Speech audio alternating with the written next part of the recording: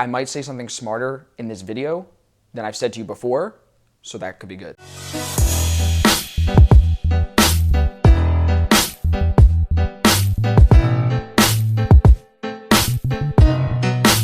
What's going on, everybody, and welcome to episode number 4 of Austin Silver Now. So, on today's episode, we're really going to build on everything else that we've talked about. We talked about how to chop away at the debt and how to start saving that rule of 10% or more if you can. And now we're going to talk about how we can make our money make money for us and what we use to do that. And that might sound a little weird to you, like how does my money make money for me? But I'm going to explain it to you, and it's very, very powerful. So remember how I was telling you guys in episode 2 that what we should be doing is at least 10% aside as often as possible, right? To start to build that emergency account, that savings account. Well, I didn't explain to you where that money should go. So really, on the simplest level possible, there are 3 places to put that money. Very basic. First, the worst place to put the money is under your mattress.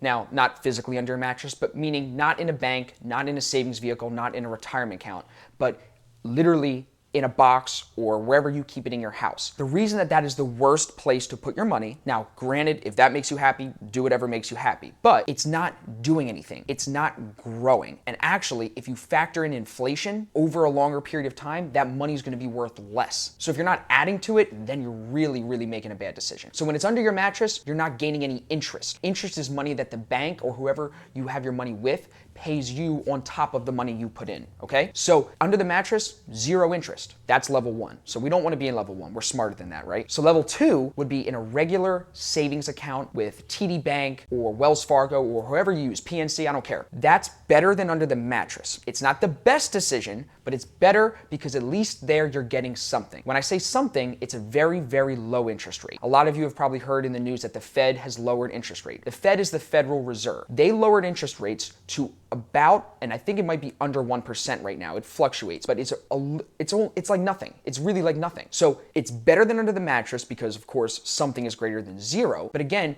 if it's under 1%, even if it is 1%, for every $100 you put in, they're going to give you $1. That sucks. There's smarter ways to do it. So then we'll go into level 3. And now it's where like the whole tree just opens up because there's so many different vehicles that you can use in level 3. What it is taking advantage of compound interest. So you know what interest is. Interest is, like I said, what the bank or whoever you have your money with pays to you a percentage of the money that you put in. Very simple. Compound interest is the most powerful mathematical equation ever invented, according to Albert Einstein. The reason compound interest is so powerful is because not only are you going to gain interest on the money that you put in, but you're also going to gain money on the interest that you earn on top of your money that you put in. The money you put in is called your principal. If you put in $100, and we're going to compound this interest, if you put in $100 and you're going to get 10% interest, you're going to get $10 back that year. So now your total went from 100 to 110.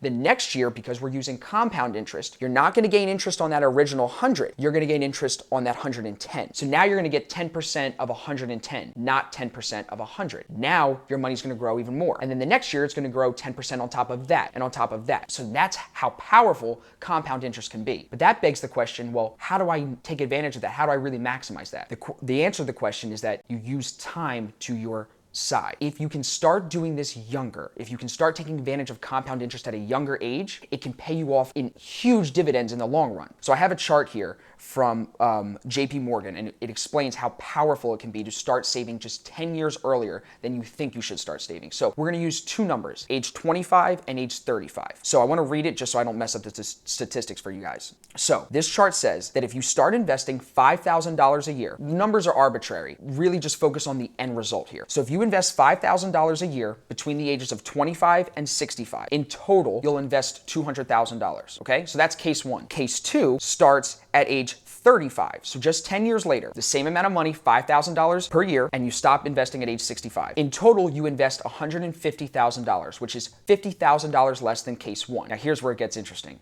At age 65, both cases. So case 1 that started at 25 and case 2 that started at 35. Case 1 has $1.1 million in his account, and case 2 only has $540,000. Those are assuming that they both got the same interest rate compounded over time. So while you did have to invest $50,000 more in the upfront, at age 65, you have more than double the money. So that's how powerful compound interest is. There's one more chart that I want to share with you guys because it's so important. So for this chart, we're going to assume 6% interest across the board. If you're 20 years old and you start investing $360 per month into some type of account, some type of vehicle that uses compound interest, you will be a millionaire by age 65. So that's $350 per month and a millionaire at 65, assuming 6% interest compounded. That's it. Now, here's where it gets interesting. So that was age 20. If we push that back to age 30, the number you need to invest doubles in order to hit a millionaire. Now, if you push it to age 40, the number almost triples, okay? So getting in on this early, getting in on this as young as possible is the key. Time is on your side with compound interest. And like I said, it is the most beautiful, the most profitable mathematical equation that there is, if you use it correctly. So now you're wondering, how do I do it? Austin, what accounts do I use? What am I looking for? The answer for that is you need to speak to a financial advisor.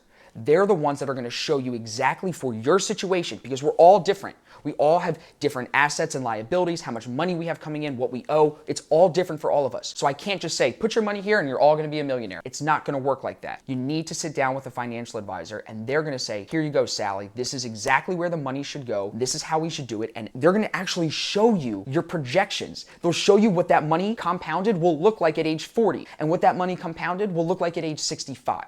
So really, the way to take advantage of this beautiful thing that you now see called compound interest is to see a financial advisor. So that's all I got for episode 4. Episode 5, I have some really exciting stuff that I want to share with you guys, so stay tuned. Thank you for watching, and I'll see you guys in episode 5.